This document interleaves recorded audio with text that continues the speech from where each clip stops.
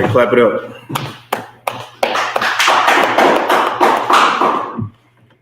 All right, so we left off on chapter 4 last night. So let's pick it up so we get it popping on. So kind of how you move up so you can read.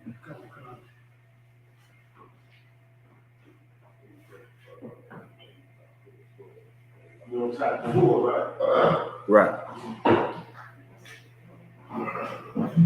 We're gonna have to pick it up too, so we can move through. Let's go ahead. All right, come. This is the book of Esther, chapter 4, verse 1. When Mordecai perceived all that was done, Mordecai rent his clothes and put on sackcloth with ashes. Right. So that's the way that we mourned. If you look in the Bible, here you go, Yelton. If you look at the Bible, many times, anytime somebody was mourning, anytime it was death, anytime it was being conquered, we would throw on the old raggedy clothes and put ashes or dust on our head. That's just the way the Israelites mourn during biblical times. Right. Just to put yourself in that state today, is, when somebody passes away who you cherish and love dearly, you don't really want to get dressed. You don't, feel like, you don't feel like going out and doing anything. You're in a state of mourning. Go ahead. And went out into the midst of the city and cried with a loud and bitter cry. All right. Go ahead. Verse 2. And he and came even before the king's gate, for none might enter into the king's gate clothed with sackcloth. Right. So you couldn't go in the king's gate looking a certain way. You had to be dressed decently. Like it's kind of like going to court. Like you can't go to court just kind of dressed any kind of way. You want to go to court looking the best way that you can look, so the judge may have some mercy on you. Go ahead. And in every province, whithersoever the king's commandment and his decree came, there was great mourning among the Jews. There was what? Great mourning among the Jews. Go ahead. And fasting, and weeping, and wailing, and many lay in sackcloth and ashes. Verse 4. So Esther's maid and her chamberlains came and told it to her. Then was the queen exceedingly grieved, and she sent raiment to clothe Mordecai, and to take away his sackcloth from him. Right. So now Esther, being the queen, she heard what was happening, right? And so she knew that her kinsman was in great mourning, so she sent him clothes, right? So, it's a way of saying, you in the streets like a wild man, here goes some clothes. Let's, see what we can do to pull you together. She sent clothes to him. Go ahead. But he received it not. Right. He was like, nah, I can't be consoled right now. You realize what's about to happen. We all about to die. Go ahead. Then called Esther for Hatach, one of the king's chamberlains, whom he had appointed to attend upon her, and gave him a commandment to Mordecai to know what it was. So Hatach went forth to Mordecai unto the street of the city, which was before the king's gate. And Mordecai told him of all that had happened unto him. Right. So Mordecai let him know what is going to happen. Like he wouldn't bow down to Haman. And so Haman put out a decree and offered money to the king's treasury to kill all the Jews in every province. Go ahead. And of the sum of the money that Haman had promised to pay the king's treasuries for the Jews to destroy them. Yep. Go ahead. Also, he gave him the copy of the decree that was given at Shushan to destroy them, to shew it unto Esther and to declare it unto her, and to charge her that she should go unto the king to make supplications unto him and to make requests before him for her people. So he asked her, right? He asked her. Now, what we talked about earlier in the rules, they're going to come like to stand before the king. They're going to come into play now. So Mordecai, her kinsman, he come to her like, you the queen now. Like this, like we need you more than ever. Like this is why the Lord put you in this position. Go ahead. And Hatat came and told Esther the words of Mordecai. Right. So Hatat, the king's chamberlain went and told Esther what Mordecai had told her, what was going to happen to the Jews. Again, Esther spake unto Hatat and gave him commandment unto Mordecai. And all the king's servants and the people of the king's province do know that whosoever, whether man or woman, shall come unto the king into the inner court, who is not called, there is one law of his to put him to death. So this is the rule of the king. If the king didn't call you and you show up and you inquire of the king, the rule is this: the king is going to put you to death because he didn't call you. This is a heathen king, some weird tradition or some weird rule that he had in place. Go ahead. But if you think about it, it ain't too far-fetched. You just ain't rolling up on the White House and talking to Donald Trump. It just don't work that way. Right. Or you ain't just going to talk to Joe Biden and roll up on the White House and be like, yeah, I want to talk to the president. So right. Likewise, you couldn't just roll up to this heathen king and talk to him unless you wanted to die. Go ahead. Except such to whom the king shall hold out the golden scepter. Right. So the king, you go before the king, he didn't call you, you being put to death unless he hold out his golden scepter, meaning he'll talk with you. Go ahead. That he may live. But I have not been called to come in unto the king. Right. These 30 days. So Esther said, I haven't been called to come in to the king. So, I stand a chance to die, to be put to death. He didn't call me. So I'm praying when I go see him, he going to hold out that golden scepter. Go ahead. And they told to Mordecai Esther's words. Mm-hmm. Then Mordecai commanded to answer Esther, think not with thyself that thou shalt. He said what? Think not with thyself. Say it again. Think not with thyself. Don't think about yourself right now. Think about your people. Think about all the Jews that stand to be put to death in 127 right. provinces. Right. Go ahead. That thou shalt escape in the king's house mm-hmm. more than all the Jews. Verse 14. Don't think you're going to escape in the king's house. Go ahead. Verse 14. For if thou altogether holdest thy peace at this time, then shall their enlargement and deliverance arise to the Jews for another place. But thou read that part again, because that was heavy what Mordecai just said. Read that again. Verse 14, Esther 4:14. For if thou altogether holdest thy peace at this time. If you don't say anything at this time, go ahead. Then shall their enlargement and deliverance arise to the Jews from another place. The Lord is going to make a way. If you don't do it, the Lord is going to make a way to save us. He said an enlargement, something big going to happen. Right. You know what I mean? But she had the opportunity to do it. Go ahead. But anytime somebody got a question, feel free to stop me. But thou and thy father's house shall be destroyed. See? That's what he said. He said, the Lord will make another way, but if he do, you and your father's house going to be destroyed. Go ahead. So like, in short, he was trying to tell her, like, step up. But don't think just because you're in the king's palace. Remember, you're a Jew. Yeah, you're a Jew too. I kind of equated to all your rich black people. They had blacks and Hispanics. They had the same opportunity. Like Jay-Z had the same opportunity with the whole Colin Kaepernick thing. He had an opportunity to really force the NFL's hand to bow down to the players, right? Without the players, what does the NFL got? You got a few oppressors that can they'll be good in the quarterback position. They'll be good in the lineman position. You got a couple tight ends, you got a couple wide receivers. Other than that, the game of football is gonna be boring as hell without Israelites. You forget about basketball. Right. You know, you could forget about baseball.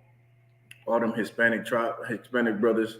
You can forget about it, man. Sports, like we are the sports in America. You know, you take out hockey. You know, that's really about the only thing that they're gonna dominate in. You know what I mean? So it's like the people who we look up to, they can make these same decisions. They had the same, you know, somewhat of the same decision that Esther had. They were in a position where they could go and influence on our behalf, right? And that's what Mordecai is explaining to her. Like, you don't do it, you know, you stand a chance to be destroyed by God. So would you rather be destroyed by man, or would you rather be destroyed by God? Right. Me personally, I'm going to side with the Lord each and every time. Right. Keep going. Verse 14 continue. Oh, and who knoweth whether thou art come to the kingdom for such a time as this? So read that again. And who knoweth whether thou art come to the kingdom for such a time as this? Maybe you came for this reason right here. Maybe this is why the king selected you out of all the virgins in 127 provinces. Maybe this is the reason why you're here. Keep going. Verse 15. Then Esther bade them return Mordecai with this answer. Go, gather together all the Jews that are present in Shushan, and fast ye for me, and neither eat nor drink 3 days, night or day. I also and my maids will fast likewise. Right. So she said, ask everybody to fast. Send the word out for everybody to fast. Don't eat or drink. And I'm going to do the same here. And my maids. Go ahead. And so will I go in unto the king, which is not according to the law. And if I perish, I perish. So Mordecai went his way, and that was strong. Like that was strong. The sister said, you know what? I'm going to stand up for my people. Now, you think Jay-Z would have did that? You think any of these artists give a damn about it? Brothers start off standing strong, and then they ended up flaking. We can't count on anybody but the leaders in the ISUPK. That's right. You can't count on stars to stand up for black people. Like, you know how many brothers came out and said, yeah, you know, black people are the real Israelites. And then what did they ended up doing? Taking it back. Or changing what they say. Go ahead. Apologizing. Kind of double back though. What you think about that? He kind of came back around, but he was, you know, I think they didn't give him what he was looking for. You know, I don't know the details. All I know is, you know, I'm poor and from the ghetto, damn near. I can't really say I'm from the ghetto. My parents kind of kept me out of that, but I'm from the ghetto. I'm from Flint. You know what I mean? So I don't care if I got $1 million or $10 million. And that's why the scriptures say this: it's hard for a rich man to enter into the kingdom of heaven. It's just hard for him. You got millions, he want more millions. You got damn near $1 billion, he want another $1 billion. Like, you can't rely on them to make sound decisions for the people. They can't, because they're always going to err on the side of making more money. That's always the way. It's always been that way. It's biblical. It's hard. It's almost impossible for a rich man to enter into the kingdom of heaven. And how many stars have you heard? Like, oh yeah, I know black people are the Israelites, but they don't stand on it. The first amount of pressure, they crumble. It's all out there, all the history out there, all the research is out there. Everybody know about black people. Keep going. Verse 17. So Mordecai went his way and did according to all that Esther had commanded. The book of Esther, chapter 5 and verse 1.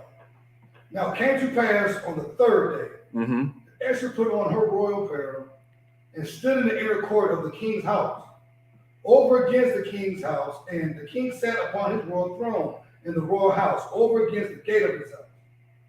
Verse 2, and it was so, when the king saw Esther, the queen, standing in the court, that she obtained favor in his sight. Right, so of course, we read yesterday that she was the favorite. He made her queen. So, you know, he would have been a fool to go through all this trouble of finding a virgin, her going through this whole purification phase. And because, you know, he didn't call her that he would kill her. No, he wanted that woman. So she got favor in his eyes, right? Even though he didn't call on her. So she was good. She wasn't going to be killed by this, you know, silly heathen rule. Go ahead. Okay. Verse 2 continue. And the king held out to Esther the golden scepter that was in his hand. So Esther drew near and touched the top of the scepter.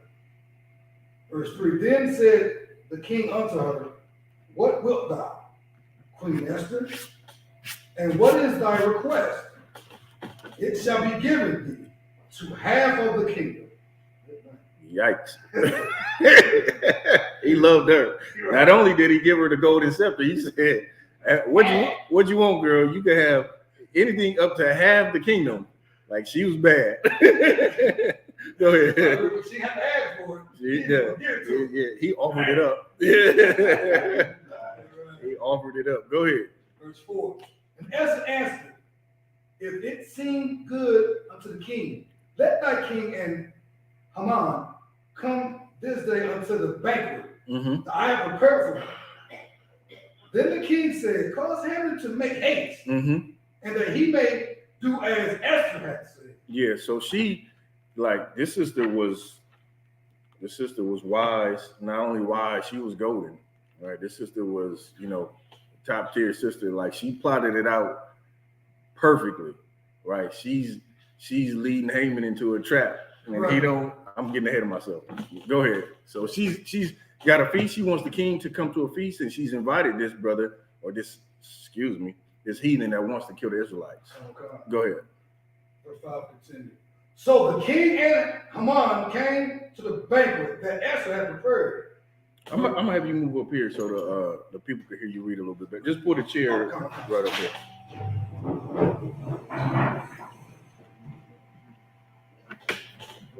Go ahead.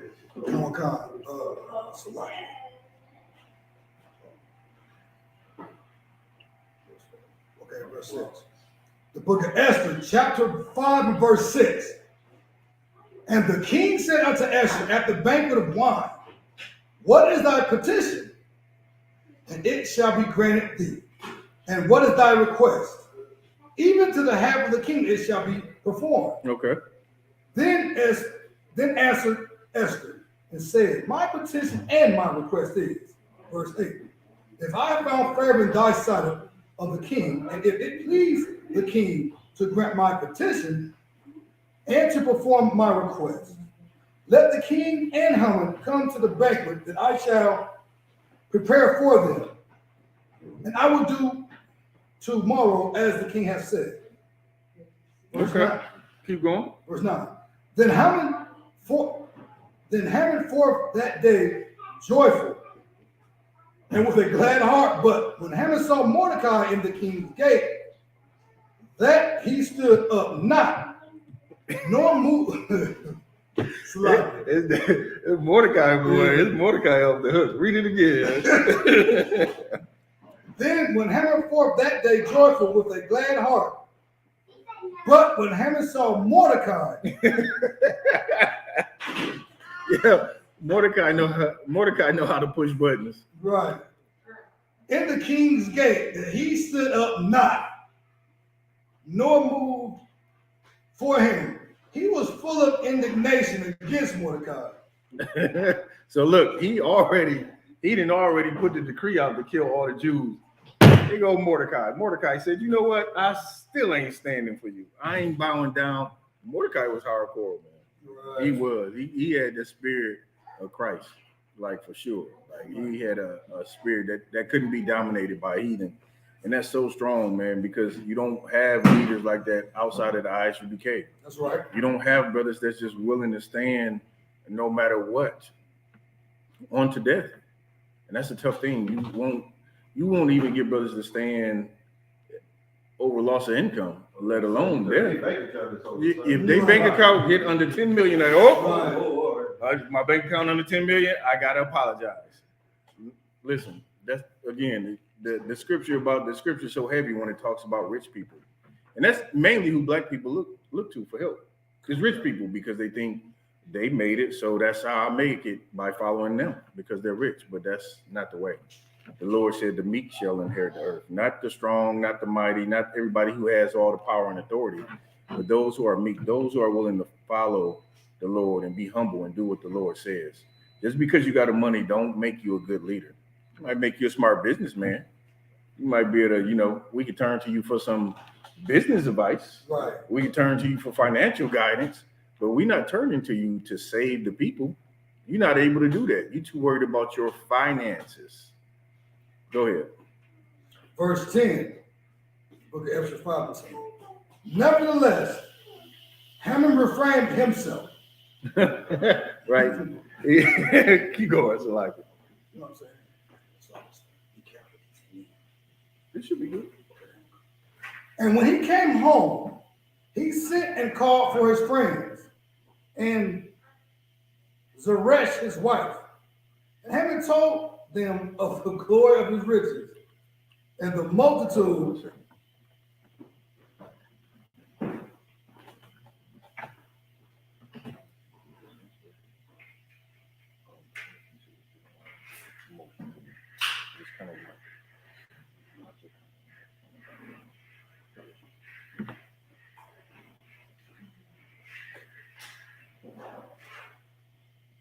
Go ahead.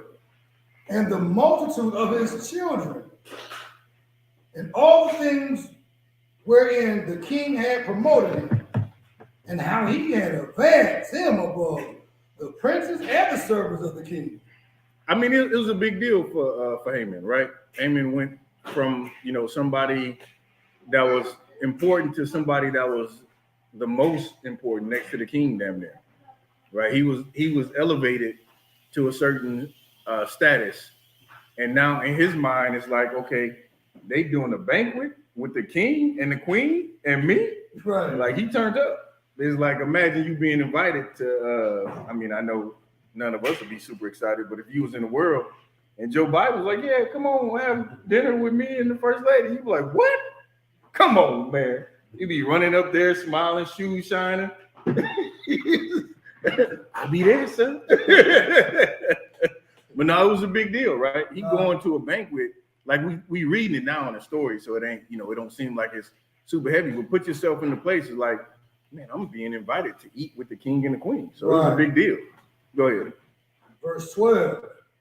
Haman said, moreover, yea, as to the queen did let no man come in with the king unto the banquet that she had prepared, Right. but myself. Right, yeah. So he was feeling real strong about his position in the kingdom.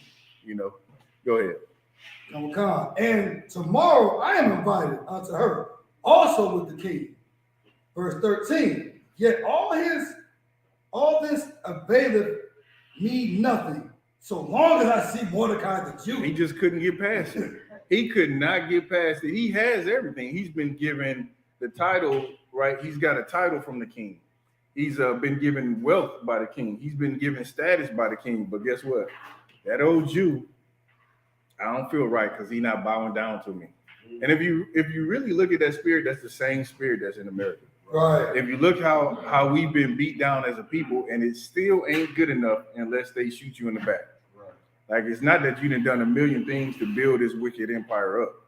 It's not that you didn't fought in all the wars. It's not that you ain't fought or that you ain't served all the gods here. You done celebrated all the holidays here, and you do your best to fit in and be a good American. But guess what? It still ain't good enough. Okay. You still got to bend your neck. You still had to call another grown man, be called boy by another grown man. It's not good enough that they destroyed you. They got to destroy you mentally too. And that's the same spirit that Haman had. Haman, however he says his name. I think it's Haman. Right. But he wasn't happy with everything that he had. He still wasn't happy. Keep going. Verse 14. And said Zeresh, his wife, and all his friends unto him. He said, I missed that part. You know what I'm saying? Verse 14. Then said Zeresh, his wife, and all his friends unto him, let a gallows be made of 50 cubits high, and tomorrow speak thou unto the king, that Mordecai may be hanged thereon. So Haman said, you know what? Let's build some gallows. Like on the same day that he's going to the feast, he's being very presumptuous about the kind of authority that he has, but he's been given a lot of authority. So he's been given a lot of authority. So he said, let's get these gallows built, and tomorrow we're gonna hang Mordecai, which was, this. I get so excited about the story. This story is this story should be a movie. I mean, it's so poetic. This movie. I mean, this story in the Bible. Go ahead. I just want to ask you, since wisdom above all. Right, am I wrong because I get excited when I hear a heathen about to be hung? In this story? Or in general? I'm gonna be honest. Well, read this story anytime. I'm gonna tell you. Hung, I feel like that's a little bit one for the whole team. Listen, because of our history and what we do. I tell you, Israel, we are some of the most compassionate people. So I think, growing up, it's like you don't want to see anybody harmed, right? Mm-hmm. Sometimes you just look at those heathens over there in Africa, you like, dang, somebody pass them something to eat. You know what I mean? It's like, that's terrible. But then you got to think back to the time where people in America here were starving. Right. They were starving. This wasn't Africa. This what and today, in the richest empire in the world, there's people that don't have enough to eat here today. Right. So for me, I don't have any compassion for heathens. I only have compassion for my people. Listen, if they're going through a tough time, sorry, but so my people going through a tough time too. I got to worry about my people. I can't worry about everybody else. That's the mindset that kind of gets us stretched too thin, I would like to call it. Like we stretching our love too thin, but if we focused our love on the people that need it most, which is us, right? We need our love more than anybody needs our love. That's right. Like, you seen the streets in any major city? You seen how we kill each other in every major city? You seen the poverty and the drug abuse in every major city? We need our love more than we need to give it to anybody else. I mean, listen, if the heathen pass, what can I say? It happens. But I got to focus on the brothers being shot down in the streets. I got to focus on the sisters who are aborting their babies. I got to focus on the drug addicts. I got to focus on the hungry. I got to focus on raising up kids that serve the Lord. So I can't be concerned about no heathen. Right. But this story in particular is hilarious. Like this, again, this should be a movie because his pride, and that's one of the things you find it in Obadiah, even though it's talking about Esau, that the pride on the heathens is all the same. His pride, like he was so prideful. Right. Go ahead. No, I just got a quick question. I've never seen the movie, so I'm asking. But that movie with Johnny Depp called Mordecai, did it have anything to do with this? I don't think so. Okay, I don't know. I know it was a movie he was in. It was called Mordecai. No, I just think this. I don't know. I think that's a common Jewish name. Okay. So I don't know. Okay. Go ahead. Come on, God. Verse 14 continue. And tomorrow speak thou unto the king that Mordecai may be hanged thereon. Right. Then go thou and merrily with the king unto the banquet, and the thing please him. And he caused the gallows to be made. No, sorry. Keep going. Verse Esther 6:1. On that night could not the king sleep, and he commanded to bring the book of the records of the Chronicles. Now get this. This is super heavy. Go ahead. What is it? Book of Chronicles 1 and 2? No. You got to think back to what we read yesterday. Keep going. It'll probably provide you some insight. All right, come on. But this part right here is heavy. Go ahead. And they were read before the king. So the king couldn't sleep. Now tell me this wasn't the Lord, right? This whole chain of events happened because of the Lord. The Lord set all this in place. Go ahead. Verse 2. And it was found written that Mordecai had told Bigthana and Teresh, two of the king's chamberlains, the keepers of the door, who sought to lay hand on the king Ahasuerus. Read it again. And it was found written that Mordecai told of Bigthana and Teresh, two of the king's chamberlains, the keepers of the door, who sought to lay hand on the king Ahasuerus. And the king said, what honor and dignity have been done to Mordecai for this? Sis, can you put those down, please? Thank you. Then said the king's servant that ministered unto him, there is nothing done for him. Verse 4, and the king said, who is Hold on, that piece is important, right? Come. That piece is important because the king couldn't sleep at night.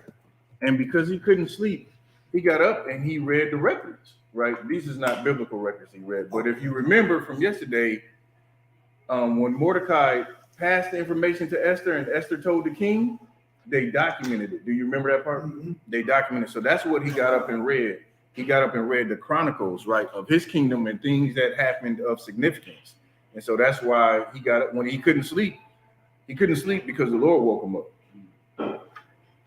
It don't say that, but of course the Lord moved that. Why else would he get up and just happen to read the records? You understand? Go ahead. Yeah, kind of real quick. So now, of course, it's like the chronicles of all records. But basically, he ain't did nothing for the man Mordecai who saved his life. Basically. Exactly. So this is important because Mordecai found out the thing of the plot against the king's life, passed it to Esther. Esther gave credit. And then you go back and read that verse. She said this came through Mordecai, which is why they documented it that way.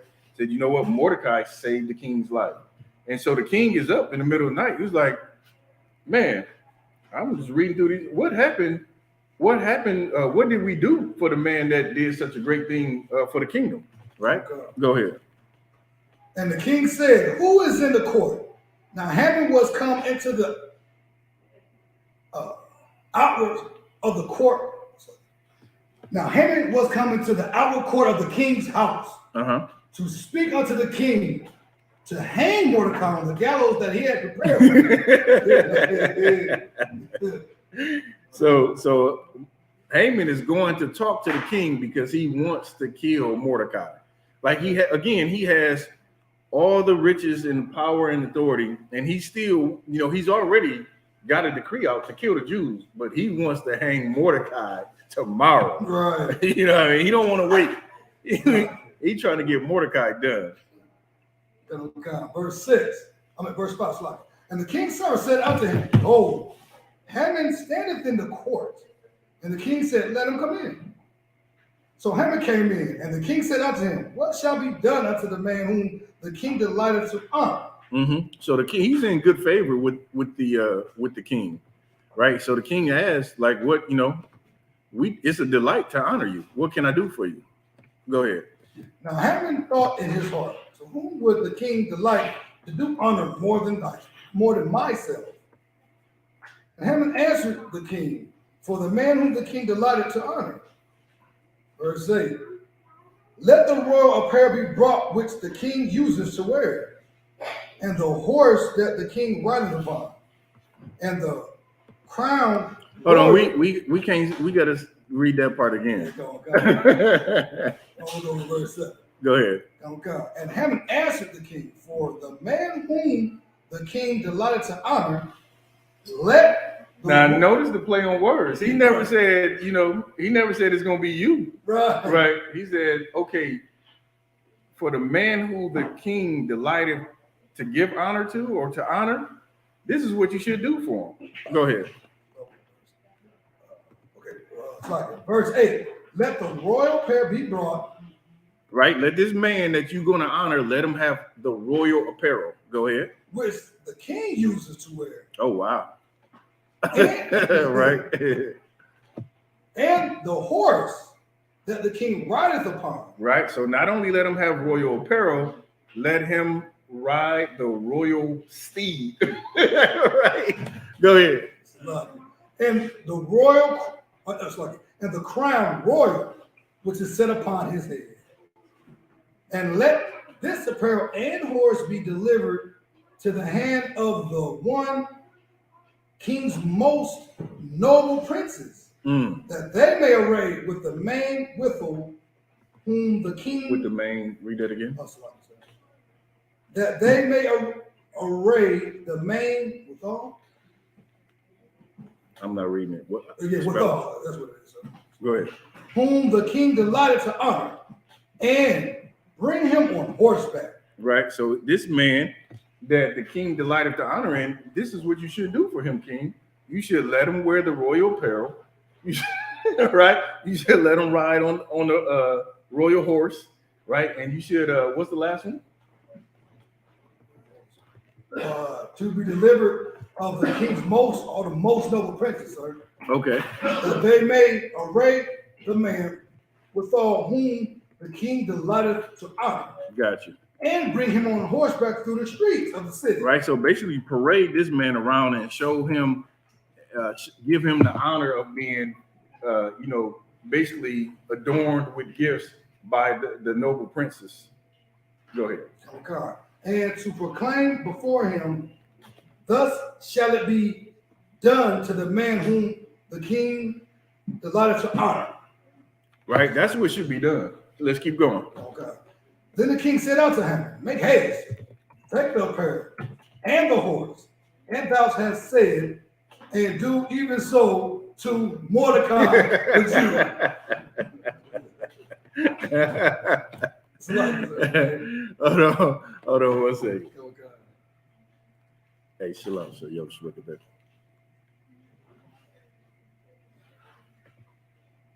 Come, I already got it going. So like I was teaching, I didn't have time. That's right. So like I'll let you know as soon as it get going, sir.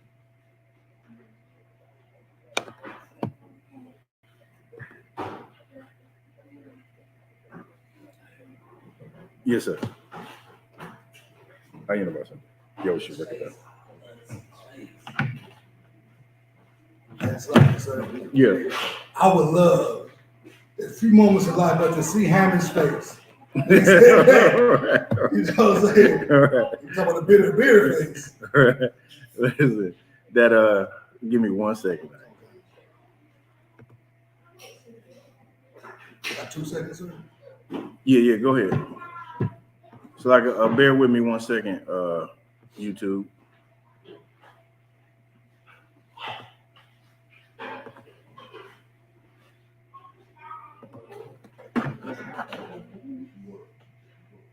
Give me 1 second.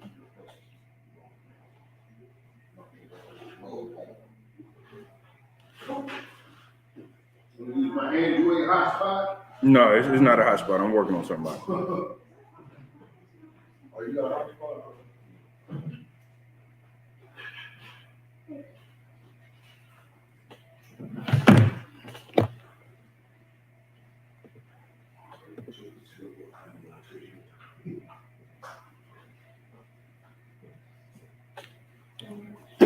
Let's read that last part again. Come on.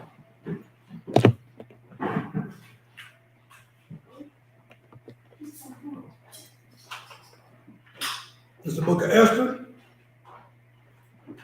chapter 6, verse 10.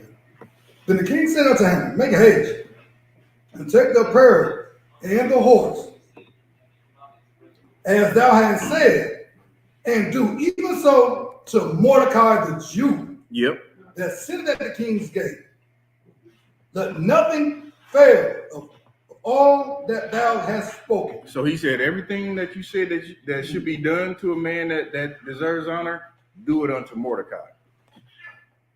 Go ahead. Come, verse 11. Then So again, like, his face had to be like, blown away, like, because of course, when he came in, the king greeted him like he was, of course, he did have honor, like he did. But, the king had woke, the spirit of the Lord must have moved on the king and woke him up, and he woke up and read the chronicles of what happened in his kingdom. And he said, what has been done unto the Mordecai? This cat has, saved my life. What honor have we given him? So just at that time, Amy comes in and says, you know what? I'm going to kill Mordecai. But before he could even say it, they get to talking about, honoring somebody.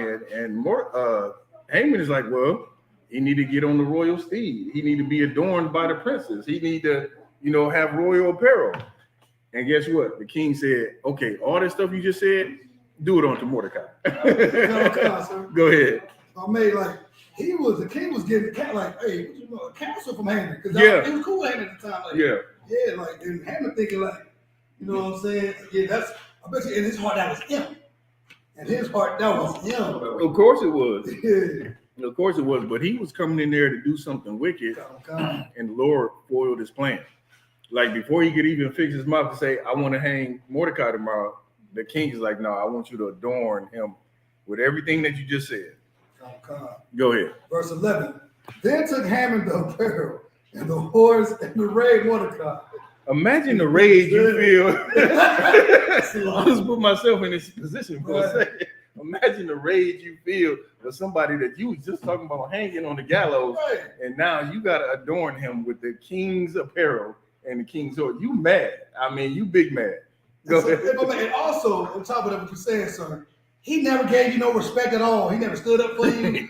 Like, and now you know you can't touch him. Right. You know you can't touch him. Right. Like you want to put him to death so bad, you can't even wait till the decree when you kill all these people. You hanging him tomorrow, and now you can't even touch him. You gotta not only not touch him, you gotta adorn him with royal apparel. Like that. He said, not one of these things that you said be missed. Do it all unto Mordecai. Go ahead. Verse 11. Then took Haman the apparel and the horse and arrayed Mordecai and brought him on horseback through the streets of the city and proclaimed before him, "Thus shall it be done unto the man whom the king delighted to honor." Mm-hmm.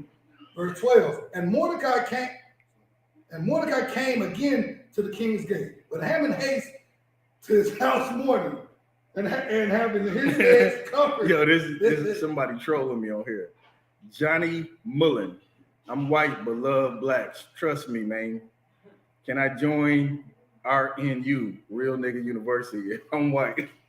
Look at that, my shirt. Yeah, right. I can tell you what you can join. Right.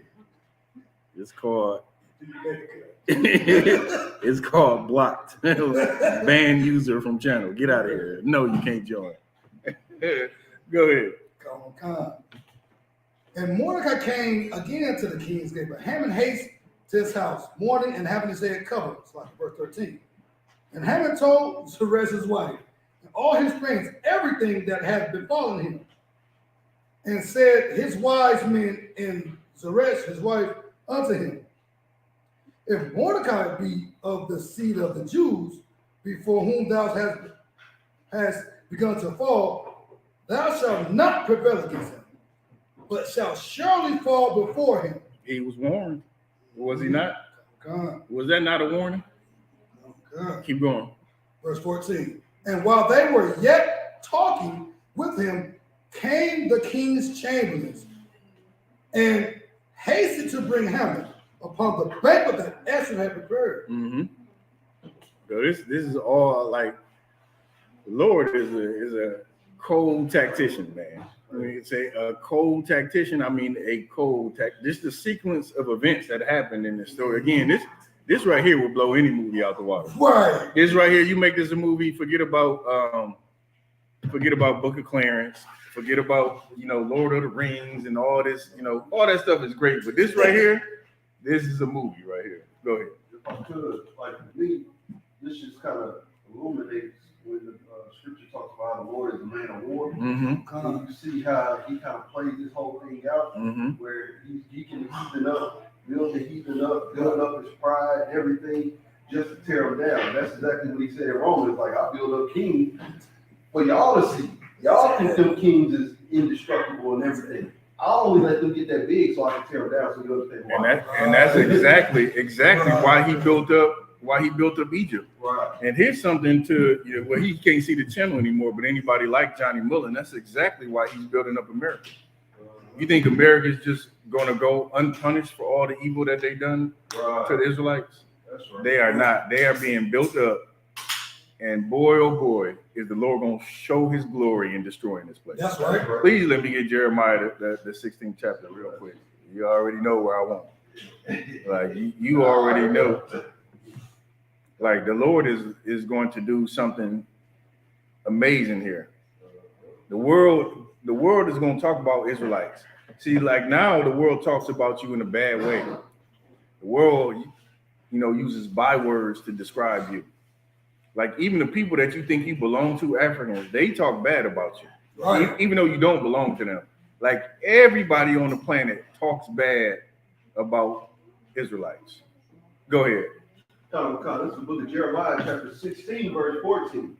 Therefore, behold, the days come, saith the Lord, that it shall no more be said, the Lord liveth, that brought up the children of Israel out of the land of Egypt. Why is the scripture saying that? The scripture is saying that is because when the Lord brought the children of Israel out of Egypt, all the heathens knew about it.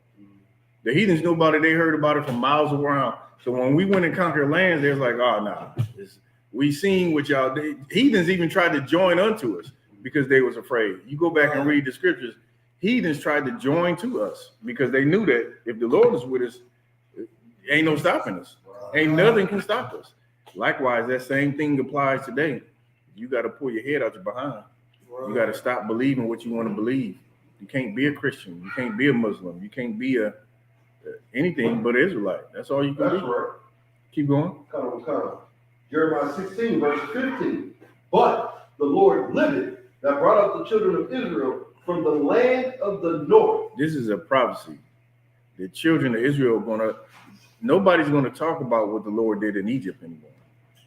Well, I can't say they ain't gonna talk about it, but that ain't gonna be the big thing. Right. It's like watching a fight. A lot of boxing fans in the school, brother. You see somebody beat somebody up, you're like, okay, yeah, he beat him. But then you see, like just Mike Tyson crush somebody, like, dang, that he crushed him. That's what it's gonna be like.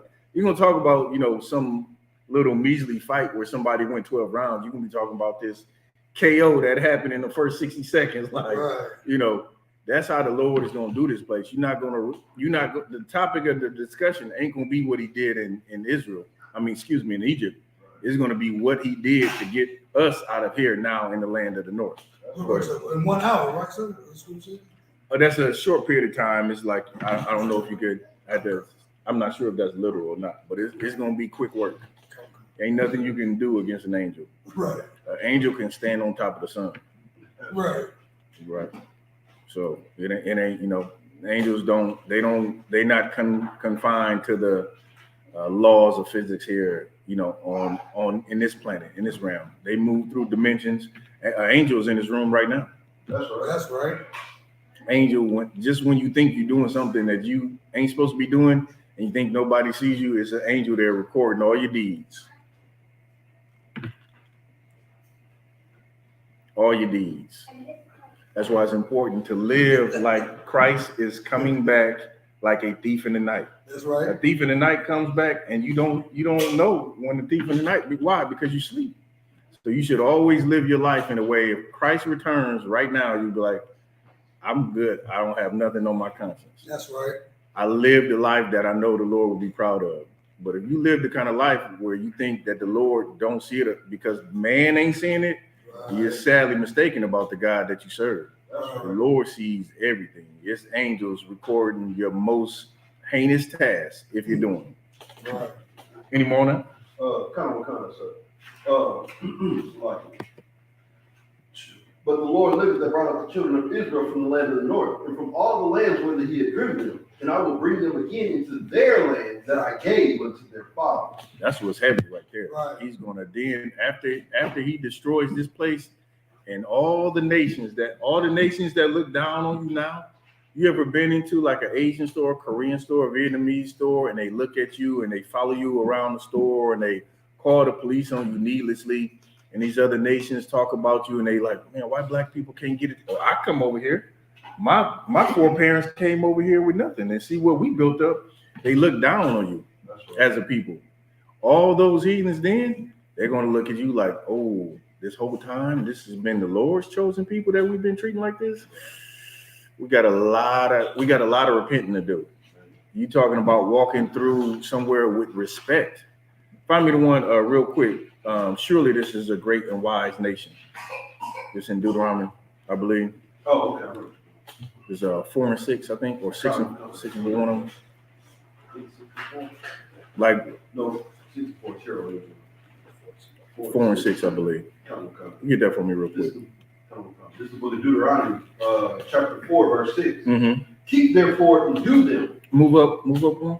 Come. Book of Deuteronomy, chapter 4, verse 5. Behold, I have taught you statutes and judgments. This is for us as a people. This is what the Lord has taught us that we have not taken hold of since we've been in captivity. Why? Because you were given an identity and you don't know who the hell you are. But the Lord said, I've given you what? Read it again. Come. Behold, I have taught you statutes and judgments. He didn't teach us religion. That's right. He didn't tell us to be a Christian. He didn't tell us to be a Seventh-day Adventist. He didn't tell us to be Jehovah's Witness. He didn't tell us to be none of that. What he gave us was what? Read it again. Come. Behold, I have taught you statutes and judgments. He taught you statutes and judgments. He gave you a law to live by. America has a law. America has rules and regulations. They even have laws how you make new laws. Like you can't just say something is now law. You got to go through a whole system. Like, and that's the thing. We as a people, we think America has more power than the Lord. Like America's laws are more important than the Lord's laws. They are not. The Lord gave us statutes. He gave us commandments. Go ahead. Come. Even as the Lord my God commanded you, that ye should do so in the land whether you go to possess it. It doesn't matter where you at, whether you're in captivity, whether you're in America, whether you're in Jerusalem, whether you're in Africa, wherever you live as an Israelite, you got to keep them and do them. Go ahead. Come. Salaki. Verse 6. Keep therefore and do them, for this is your wisdom and your understanding. This is your what? This is your wisdom and your understanding. What is our wisdom now in the world? Our wisdom now in the world is whatever the rich man tells us. Right. Who's ever rich and whoever has something that comes out of his mouth, like, oh, we got to do that. Right. Economic power, we got to do that. Right. Education, we got to do that. Like whatever rich people say, that's what we do. We don't do what the Lord says to do. We follow after rich people. That's our knowledge. But the Bible said, the scriptures say what? For this is your wisdom and your understanding to the sight of the nation. These rules that the Lord gave you would be your wisdom and understanding in the sight of these nations. Keep going. Which shall hear all these statutes and say, surely this great nation is a wise and understanding people. Could somebody silence their phone, please? Okay, I'm sorry. All right, thank you. Look, it's important to understand that we don't live by any rules now. So what happens? We shoot each other down in the street when the Bible says you can't harm your brother. You can't even hate your brother, Right. let alone harm him. Right? You can't kill your baby. That's murder. You can't do that. You can't sleep with another man's woman. That's adultery. You can't do that. You can't rob and steal. If you live by the laws of God, this would be a utopia for us over here. The other nations would look at us and say, you know what? Surely this is a great and wise people. These black people, man. Something come up missing and they be like, oh no, it couldn't have been black people. Black people don't steal. Right. But instead, you the first person that they look at. Something come up missing, they looking at Johnny. Check Johnny Locker. Johnny did it. The cops pull you over on the street. Oh yeah, he looks suspicious. Right. But guess what? If you live by the laws of God, a cop would pull you over and be like, oh no, we Israelites don't smoke. That's right. Israelites don't kill. Israelites don't do any of that. But that's how these nations look at you now. Like you are a criminal. The Lord don't see you that way. The Lord see you as people. If you would live by his laws, even the other nations will look at you like, man, this is a great and wise people. Read that specific part again. Down to verse 6. For this is your wisdom and understanding in the sight of the nations, which shall hear all these statutes and say, surely this great nation is a wise and understanding people. Yep. We don't get that nowadays. We get the opposite of that. We get called, whatever. We get treated like whatever. Yeah. Yeah, go ahead. Verse 7. For what nation is there so great who has God so nigh unto them? Right. As the Lord our God is in all things that we call upon him for. Most nations have a God of their own. But when the true power on the earth is revealed, they're going to say, man, what kind of nation is this that has God so nigh unto them? Right. I don't know about you, but that's what I want. That's what I heard. Please. Any more? Or that's it? All right, let's get back to Esther. Come. This is the book of Esther, chapter 7 and verse 1. So the king and Haman came to the banquet with Esther the queen. And the king said again unto Esther on the second day at the banquet of wine, what is thy petition, Queen Esther? And it shall be granted thee. And what is thy request? And it shall be performed even to half the kingdom. You love this woman, boy. Go ahead. And Esther, the queen, answered and said, if I have found favor in thy sight, O king, and if it please the king, let my life be given me at my petition, and my people at my request. It's all coming to a head. Right now, we about to get down to the nitty gritty, because Esther, right, being selfless, has basically got Haman there with the king, right? And now she's going to explain what's happening. Like his plan, Haman's plan was already partially foiled because he wanted to kill Mordecai. He even built the gallows to kill him, right? He was, very, overzealous, Right. Trying to kill this man. And so that backfired because then he had to adorn himself. He had to adorn him and take him around on the royal horse and put on the royal apparel, right? So his plan was already partially foiled. But now he's sitting here with the king, with the queen at a banquet. And the queen is now petitioning to the king to say, you know what, if it please you, my lord, if it please you, I would like to keep my life and the life of my people. Go ahead. Come. For we are sold, I and my people, to be destroyed, to be slain, and to perish. So imagine the king hearing this. He's like, what are you talking about? Right? Like, what you saying? What you mean? Who's going to destroy my queen? Right? Who presumes to harm my queen and her people? Go ahead. No, I was ready to get your hand. Right. Go ahead. But if we had been sold for bondmen and bondwomen, I had held my tongue. She said, you know what? If we were just being sold, I would have held my tongue. I would have not said nothing. Like, really, she laying it on. She laying it on thick. This is knew how to, she knew how to work a room. This sister had charisma for sure. Like, because of course, if she was being sold into slavery, she still would have said something. But it's a very humble and meek way to say, you know what?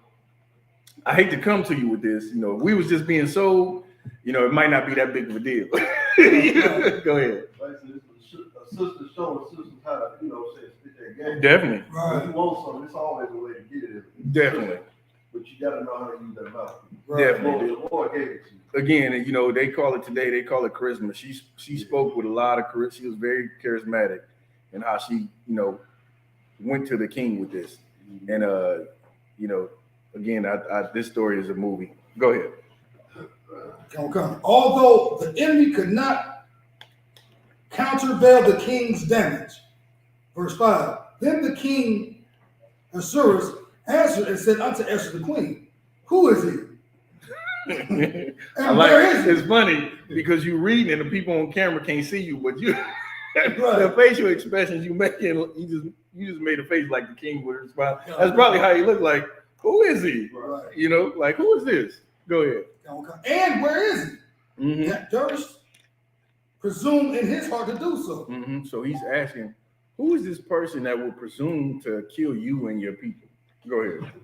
Come. And Esther said, the adversary and enemy is this wicked Haman. This wicked Haman. He's the adversary and the enemy.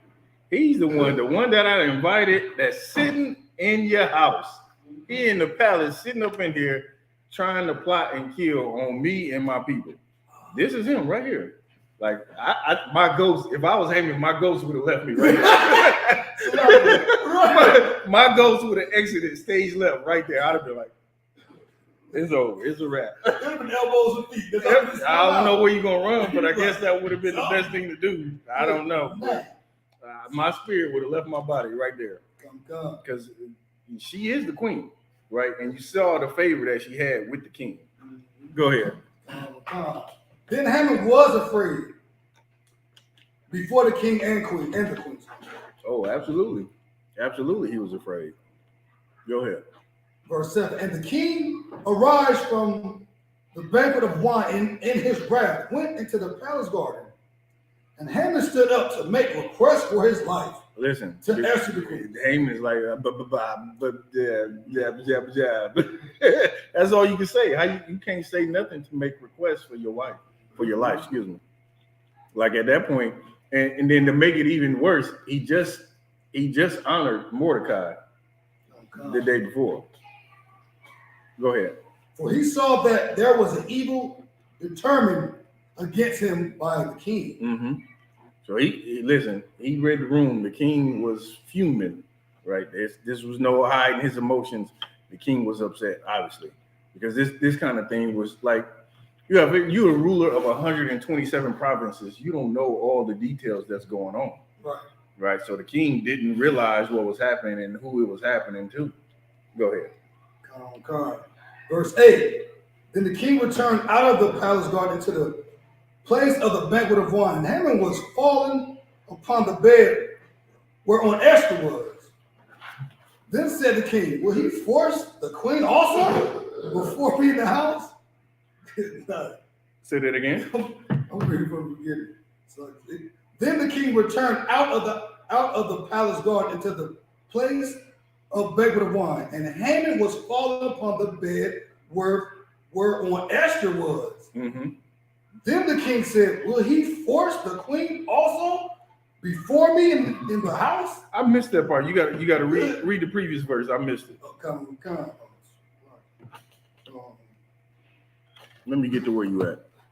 Come on. Oh, let me go verse 7. That was verse 8. Go to verse 7. It's Esther 7:7. And the king arise from the banquet of wine. We in 7? Yeah, chapter 7. Go ahead. And the king arise from the banquet of wine in his wrath, and went into the palace garden.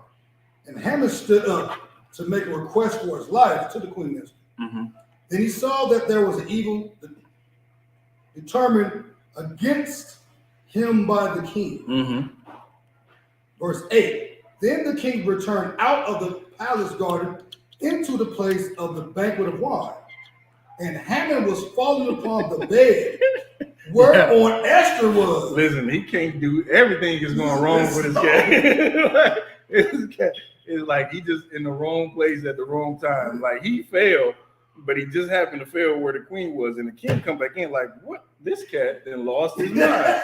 What is wrong with him? Right. Like, does he not know that I'm about to kill him? Like, how much more do he want to be killed? Right. So he come in and he see him laying on the same bed, even though he failed. But I mean, listen, that's the spirit of the Lord moves through that. This is such a tactician. The Lord is such a tactician.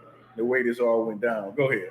Oh, then said the king, will he force the queen also before me in the house? Yep. So he's like, what you want my queen too? Right. Go ahead. As the word went out of the king's mouth, Mm-hmm. they covered Haman's face. As the words are coming out of Haman's mouth, please spare my little. His head is covered. He covered his head. You know how what's about to happen. You go and watch an old Western. They did it before they put him on the gallows. They put a bag over their head. Any last words? He ain't let Haman get last words. As the word, the scripture said, as the words are coming out of his mouth, boop. Go ahead. Verse 9. And Harbona, one of the chamberlains, said before the king, behold, also the gallows of 50 cubits high, which Haman had made for Mordecai, who had spoken good for the king, standeth in the house of Haman. Then the king said, hang him thereon. Good night. Yikes. Listen, you want to talk about the Lord taking something that was meant to be evil for you and making it good for you and making it evil for somebody else who sought to harm you. Like the scriptures say this, if you serve the Lord, he's going to make your enemies his enemies. Right. And that's what happened. This cat Haman became the Lord's enemy. I mean, he couldn't do anything right. Mordecai stood stiffly in serving the Lord. Mordecai raised up Esther to be honorable and serve the Lord, which she put her life on the line to save the people, which is why she's celebrated to this day This sister is written down in the records of the Bible, right? The most sold book, the most read book in the world.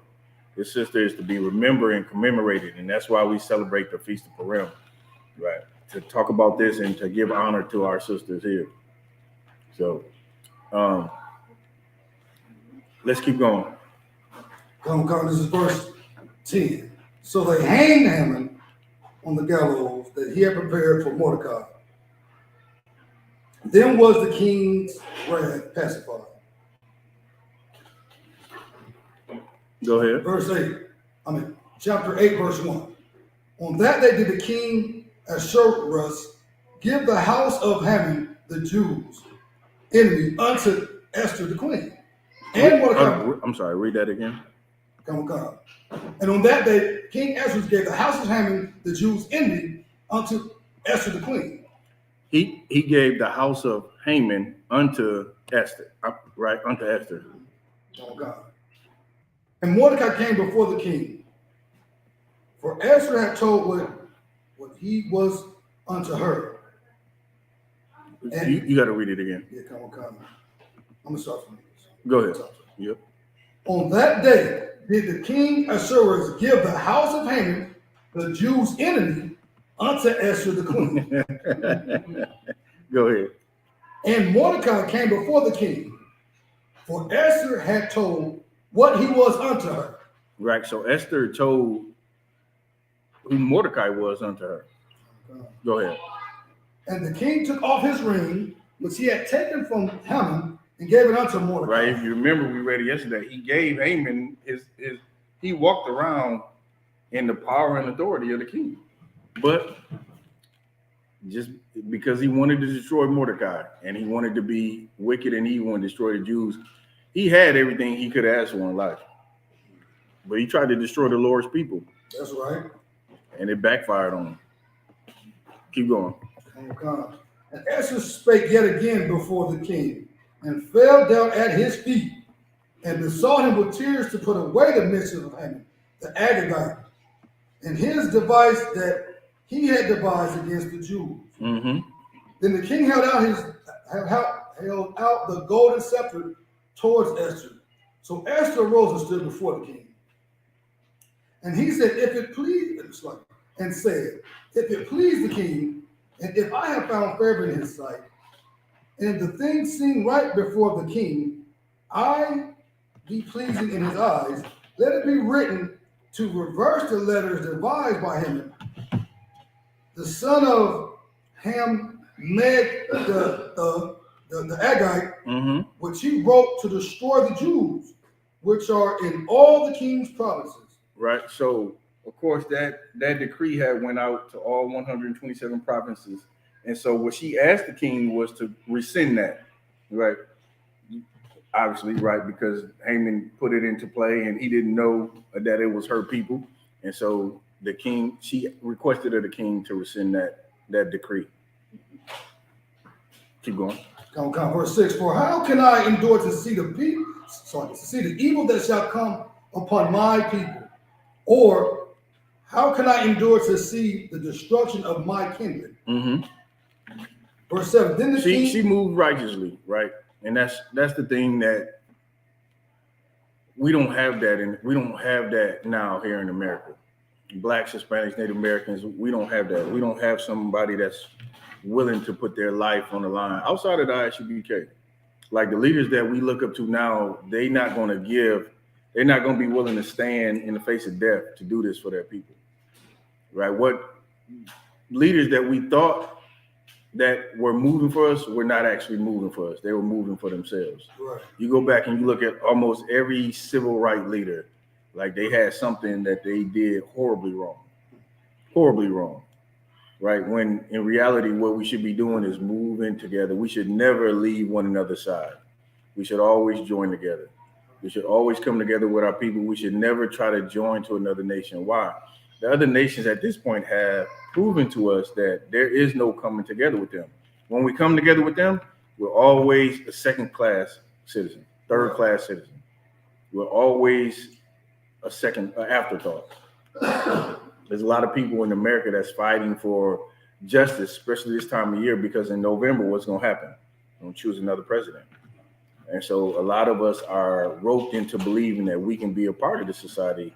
We will never be fully integrated to where, like, imagine going into your job and like you got blacks and Hispanics there. It's all blacks and Hispanics. You could just be yourself. You never have to, change your vernacular. You use, the minute. Now you want to be professional at work regardless, but you could just be yourself. You can wear braids. You don't have to worry about. I just saw a story. I think it was in Texas. A young brother, his hair was too long, so the school made him cut his. They was dreads, which is a heathen custom, but like, there's so many things you can't just be free here. And that's what the Bible says. Why trimmest thou thy ways to seek love? Right. That's what we have to do here. We trim our ways. We're not comfortable being ourselves around in this society. You go to the job, you're not comfortable being yourself. You go anywhere, you go to the supermarket, damn near, you're not even comfortable being yourself. But if you live in a place where it's all blacks, Hispanics, Native Americans, you like, oh, it's up every day. Right. You talk the way you want to talk. You dress the way you want to dress. You can have your own culture, but we got to live here under their culture. And it's a lot of microaggressions. That's the term. Go look it up. Microaggressions that happen in the workplace against us, and we don't even realize it. There's a lot of subtle things that happen, subtle racist things that happen that we have to deal with. Well, black people here in America, anywhere else, you would be getting therapy every day. You'd be getting therapy every day from the post-traumatic stress syndrome that you're under. Whether you've been stopped by the cops unrightly, you've been pulled out the car, you've been talked to at work by unfairly or unkindly.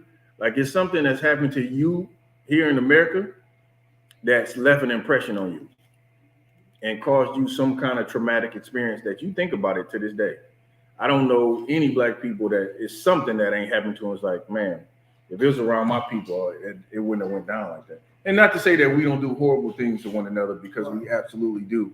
We absolutely have to learn how to treat one another. But there's racism that happens here that can only be done to you by another nation. And it cuts deep. Right. There'll be a time, though, where you'll be around all your people, and it's going to be wonderful. Keep going. This is the book of Esther, chapter 8 and verse 7. And the king Ahasuerus said unto Esther the queen, and to Mordecai the Jew, behold, I have given Esther the house of Haman, and him they have hanged upon the gallows, because he laid his hand upon the Jews. Right. We're going to take a break. Y'all think you got to get ready to go in 5 minutes? Let's get the sisters in here. Get all the sisters. And she like her Facebook. We got to do this because we got some people that got to leave. Let's get all the sisters in here. Yeah, real quick.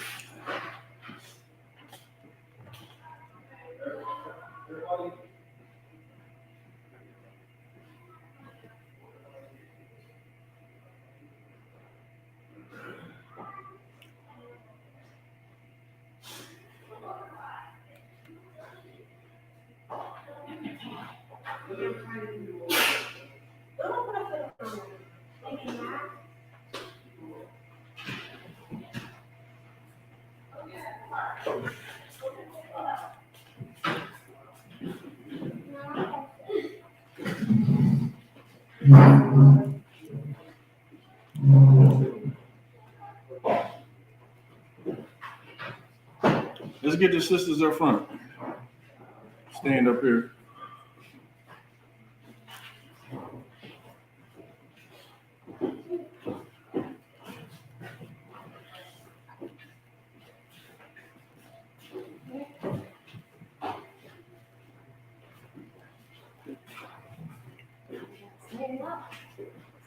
Yeah, now come on up here. We ain't gonna bite.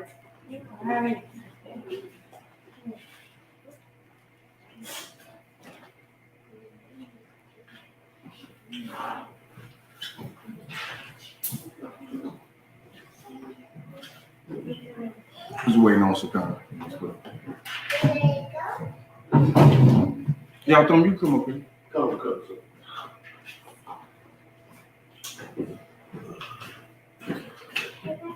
Come ahead.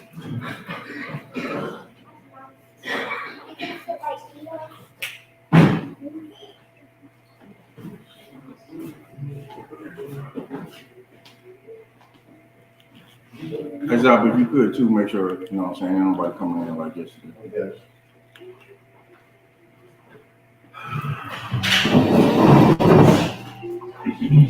Chop chop, we gotta do this before y'all can leave. You could take this side and pass those. We're gonna take a short break in class. Hey, clap it up for all the sisters. So this is the Feast of Purim, and of course we talked about the excellent works of Esther and how she was so courageous and honorable in what she did and how she saved her people. And Esther is a time, and Purim is a time where we honor sisters. We haven't done a good job of this before in the past, but we want to make sure we want to appreciate the sisters for all the food that they've been cooking throughout the year, making sure we got food for camp, making sure they hold us down for feast days. Feast day food be off the hook. That's right. So we just want to appreciate y'all, sisters. We love y'all and we appreciate it. And we want to give y'all a little bit of an acknowledgement and recognition today. So we got some the Lord's favorite flour here, right? And we want to pass one of these to each of the sisters, if you could. What is the Lord's favorite flower? Lily. Yeah, just give. I think they put. Now I got some extra for my two princesses, and I know the brothers got some. So that's for my woman right there. It's for my daughter right there.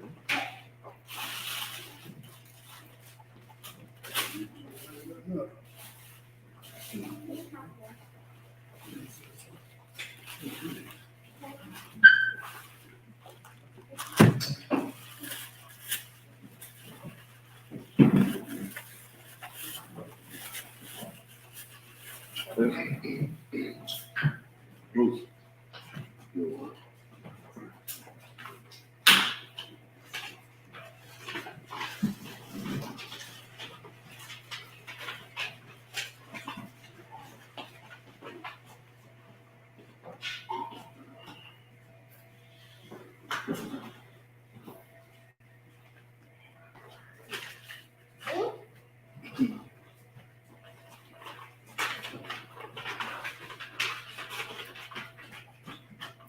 Ghost, can you pass those to the daughter?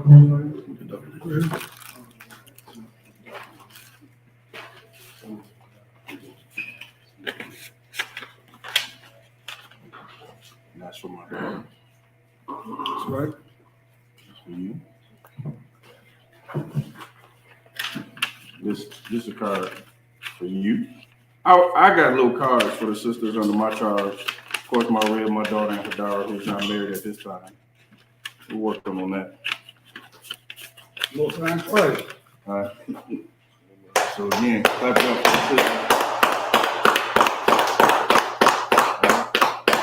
Like I said, we appreciate y'all. So enjoy those. The water. Nah. Lord allow next year, we give y'all the world. Allow. All right. I think yo, Thumb, you got to get ready to roll out soon. All right, we're gonna continue on with the class. Let's go ahead and wrap this up.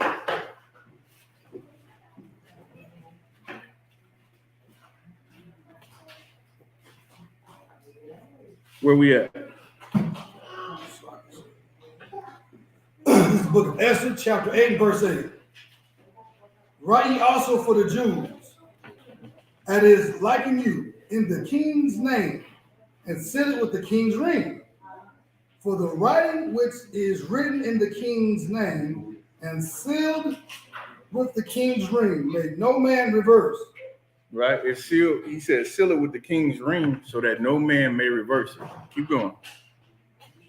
Then were the king's scribe called at that time in the third month, that is the month of Sivan, and the 23rd day thereof, and it is written according to all that Mordecai commanded unto the Jews, and to the lieutenants, and to the deputies, and rulers of the provinces, which are from India unto Ethiopia.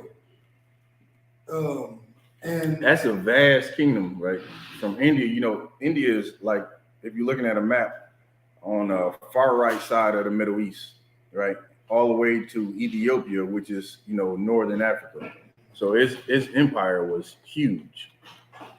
Go ahead. And 127 provinces, Mm-hmm. and unto provinces according to the writing thereof, and unto every people after their language, and to the Jews according to their writing, and according to their language. And he wrote in the king Asher's name, and sealed it with the king's ring, and sent letters by post, horseback, Mm-hmm. and riders on mules, camels, and young dromedaries. Right. So this was taken out through all his, again, right? He had to get this out because Haman made sure that it went everywhere that the Jews were going to die. And of course, he had to, let the whole empire know that the Jews were not going to die. Keep going. Wherein the king granted the Jews which were in every city to gather themselves together, and to stand for their life, Mm-hmm. to destroy, to slay, and to cause to perish all the power of the people and the provinces that would assault them, both the little ones and women, and to take the spoil of them for a prey. Right. Upon one day in all the provinces of King Ahasuerus, namely, unto the 13th day of the 12th month, which is the month of Adar. Mm-hmm. The copy of the writing for a commandment to be given in every province was published unto all people, and that the Jews should be ready against that day to avenge themselves on their enemies. That's right. Go ahead. So the poles that rode upon the mules and camels went out, being hasted and pressed on by king's commandment, and the decree was given at Shushan, the palace. Mm-hmm. And Mordecai went out from the presence of the king in royal apparel. Mordecai had his royal apparel Of blue and white with a on. great This crown is of such a gold. lesson too. It's such a lesson that shows that you don't have to bow down to wickedness to get the favor of the Lord. In fact, you get favor of the Lord by not bowing down to wickedness. Like if you stand firm for what the Lord has told you to stand firm on, then the Lord can reward you. What's the scripture? I'm paraphrasing. He'll set a table for you before your enemies. And that's what he did. That's a perfect, example of him making a place before his enemies, like something that they can see. He was donned in the king's apparel. Like, again, we read the story, so it's not really connecting with you, but put yourself in his place, in the position that he was in. He was a man that caused almost all his people to die, but it turned around to his benefit. Go ahead. Want to read it? What's that? What you got? Psalms. Real quick, yeah. This is the book of Psalms, chapter 23 and verse 5. Thou preparest a table before me in the presence of my enemies. Thou appointest my head with oil. My cup runneth over. No, that's it.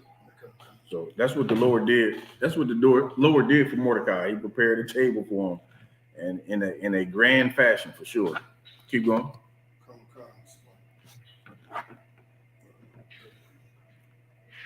So verse 11, Esther 8 and 11, wherein the king granted the Jews which were in every city to gather themselves together and to stand for their life.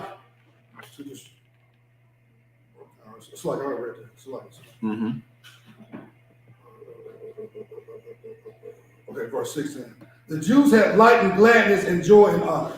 Verse 17. In every province and every city whithersoever the king commanded and his decree came, the Jews had joy and gladness, a feast and a good day. They had a what? A feast and a good day. Okay. That's why we feasting now. Go ahead. And many of Jews, slightly, and many of the people and of the land became Jews. for the fear of the Jews fell upon them. Mm-hmm. Esther 9:1. That's talking about people who didn't. It's like today, people who don't know that they were Israelites, right? They then became Israelites. It's like Christians became. You was like, oh, I'm an Israelite. Muslims, I'm an Israelite. Like this is basically people who had lost faith or never had faith in being who they were as a people. They were no longer Americans, just like once what we were.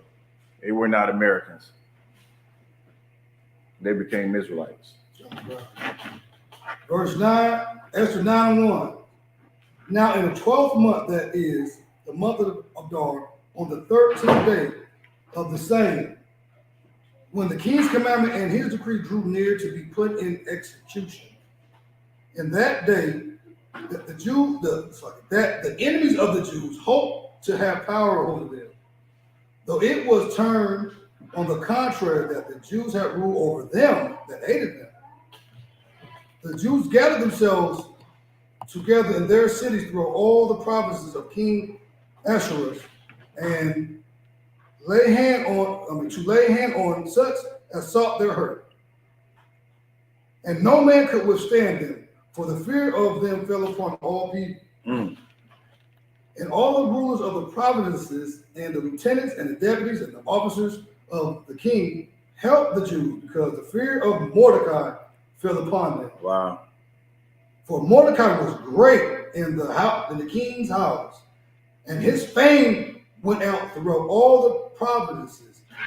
For this man Mordecai waxed greater and greater. Listen, Mordecai grew in power and authority, and he did the right thing. He didn't bow down to the heathen like many of your leaders do. They bow down and they get their riches that way. But Mordecai didn't. He stood on what the Lord told him to stand on, and he still grew in power and authority. Go ahead. Verse 5. Thus the Jews smote all their enemies with the stroke of the sword, and slaughter and destruction, and did what they would unto those that hated them. And in Shushan, the palace of the Jews, slew and destroyed 500 men. And Parshandatha and Dalphon and Ashpa and Portha and Delia and Ardatha and Parmashthas and Risai and Ardiah and Vazjeztha, the 10 sons of Haman, the son of Hammedatha, the enemy of the Jews, slew they. But on the spoil laid. Read that part again. Like that's heavy.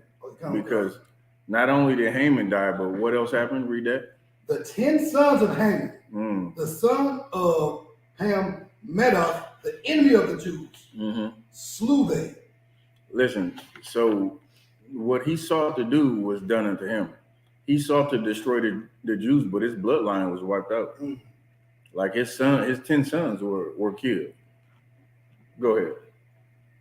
But on the spoil laid they not their hand.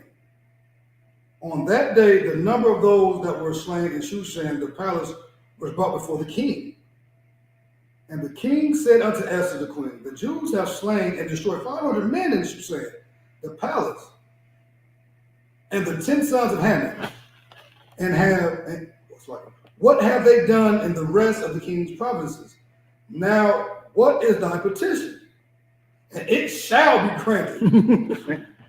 He has the favor of the king for sure. Go ahead. Or what is thy request further? And it shall be done.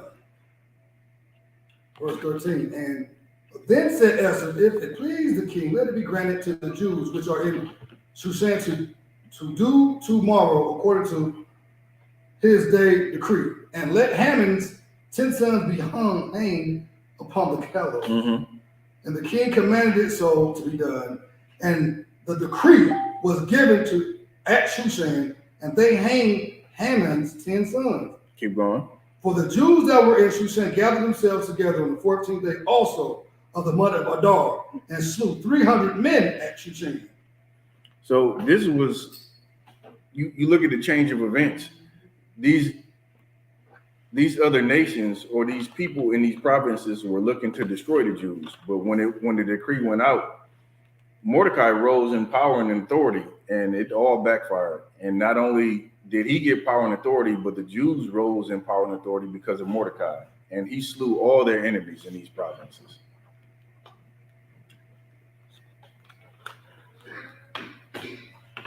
But on the prey, they laid not their hand. But the other Jews that were in the king's provinces gathered themselves together and stood for their lives, and had rest from their enemies, and slew of their foes 70 and 500. But they laid not their hand on the prey. On the 13th day of the month of Adar, and on the 14th day of the same blessed day, and made it a day of feasting and gladness. Mm-hmm. Verse 18, but the Jews that were at Shushan assembled together on the 13th day thereof, and on the 14th thereof, and on the 15th day of the same they rested, and made it a day of feasting and gladness. They made it a day of feasting and gladness. Go ahead. Therefore the Jews of the villages that dwelt in the unwalled towns made the 14th day of the month of Adar a day of gladness and feasting, and a good day of the sending portions to one another. Mm-hmm. And Mordecai wrote these things and sent letters unto all Jews that were in all the provinces of the king Ashur, both nigh and far, to establish this among them, that they should keep the 14th day of the month of Adar, Mm-hmm. and the 15th day of the same year. Right. So this was to commemorate what happened, right? He said, you know what? We feasted on this 14th day, and on the 15th day, we're going to do this annually. This is something we should remember. This is how the Lord used somebody who was against us, and we rose up in power. Right. And all they had to do was stand with the Lord. Right. And all they had to do was not bow down to a heathen and hold on to what was given to them. And it's important to realize, again, and again, clap it up for the sisters one more time. Right. Right. It's the things that they do. We can't, do our jobs well if they're not holding us down. So Purim is something else. It's a, amazing story. Let's get a little bit more and we're going to get ready to close it out. Come. Verse 22 says, and the days wherein the Jews rested from their enemies, and the month which was turned unto them from sorrow to joy. Listen, that time went from sorrow, from everyone being killed, to now this is a joyful time. We crushing our enemies, which, is very Christian to think that you don't have to crush your enemies. Like, if you don't crush your enemies are going to crush you. Right. Our main thing is just wanting to get along with everybody. Life don't work that way. Right. Life don't work with you just getting along with everybody. Life works how you crushing your competition. That's what your oppressor does. He crushes you down to powder. He don't want to, with you standing next to you, equal to him. Why would he want you to have the same power and authority and the wealth that he has? Right. He did all the killing. You didn't do the killing. He did all the killing. He killed you to get it. So he's not going to share in it. Go ahead. Like, if I may, sir? Go ahead. Real quick. Yeah, like how it switched. It was like one day, out of nowhere, everyone will get destroyed. Mm-hmm. And to the next day, now we live it. Like, that's got to be something. Like, you just waking up, like you said yesterday, reading the paper. Everybody going to get destroyed. Yeah. And one day, like, what? You know what I'm saying? Then the next day, it's all joy. It's all joy. It's all joy. Like, and really, if Mordecai hadn't raised Esther to be the sister that she grew up to be, all the Jews at that time could have been destroyed. Right. Like, she could have easily said, I'm good. Right. I'm in the palace. I know you my peoples, but Lord be with you. You shouldn't have picked that fight. You should have just bowed down. She could have been that kind of sister, but she wasn't. She was the kind of sister who was like, well, if I got to go stand before the king and possibly die, then that's what I'm going to do to save my people. And he raised her to be honorable and just and kind like that. And she stood on what she was taught. And Mordecai stood on what he believed in. The Lord delivered us. And again, like the scripture say, it went from sorrow to joy. Go ahead. Verse 23, the Jews undertook to do as they had begun, and as Mordecai had written unto them.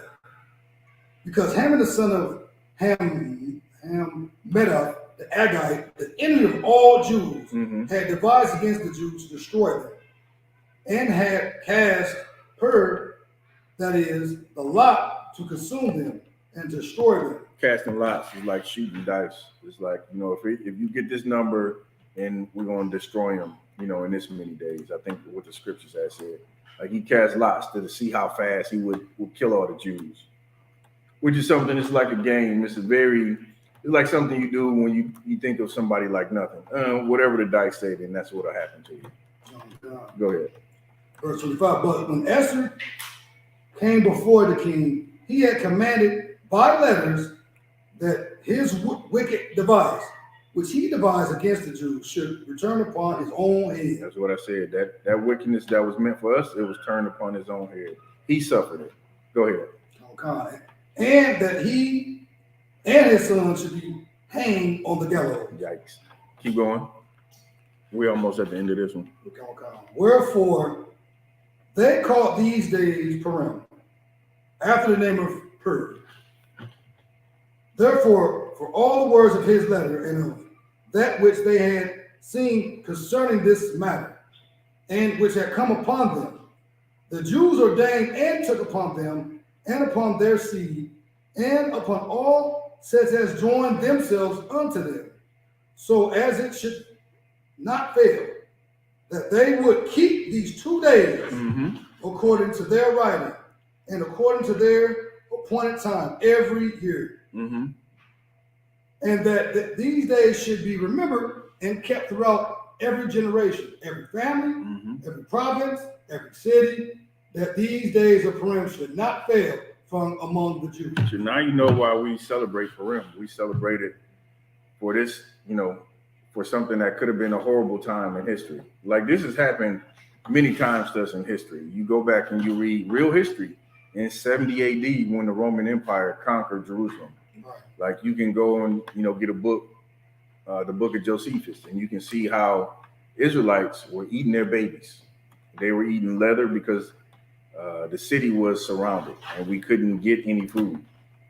Right. So if you're in the city and you're being surrounded by a military, every time you go out, you die, you're going to stay in the city. But what happens when you stay in the city? You die. So this has happened to us many times, but this was the time that the Lord delivered us. Go ahead. Real quick, like the story of Judith, how she the blockade, she went in there and helped the nation as well. So. Exactly. It's another hardcore system, but this is why we celebrate Purim. Let's go ahead and get these last few verses. Come. This is verse 29. Then Esther the queen, the daughter of Abihail, and Mordecai the Jew, wrote with all authority to confirm the second letter of Purim. And he sent the letters unto all the Jews to the 127 provinces of the kingdom of Asherus with words of peace and truth, to confirm these days of Purim and their times appointed, according as Mordecai the Jew and Esther the queen had enjoined them, and as they had decreed for themselves and their seed the matters of the fasting and their cry. And the decree of Esther confirmed these matters of Purim, and it was written in the book. Right. And that's why we celebrate it. So again, this is not a high holy day. This is a feast day. And the high holy days, right, which is what the Lord commanded us to celebrate, are found in Leviticus, the 23rd chapter. This feast day, as well as the Feast of Dedication or Hanukkah, are days to commemorate something important that happened to us as a nation. And we, vowed as a people to remember these. And that's why we celebrate it. So you can go, if you haven't read the 10th chapter, you can go. It's only 10 chapters. And actually, it's only, let's just get the three verses in the 10th chapter.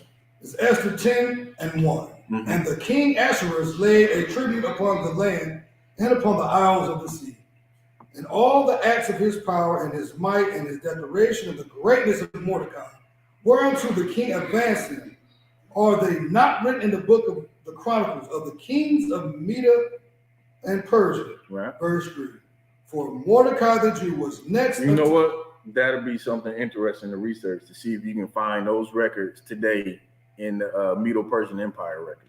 Okay. Probably long gone at this point, but I never researched it. That'll be something to look into. So like you said, I never even read this 10th chapter. I mean, we rarely get to it. Yeah, we rarely get to it. Go ahead. For Mordecai the Jew was next unto the king Ahasuerus, and great among the Jews, and accepted like the multitude of his brethren, seeking the wealth of his people, and speaking peace to all his seed. That's it. That's the story of Purim. We'll clap it up. Any questions before we close it out? All right, with that, shalom.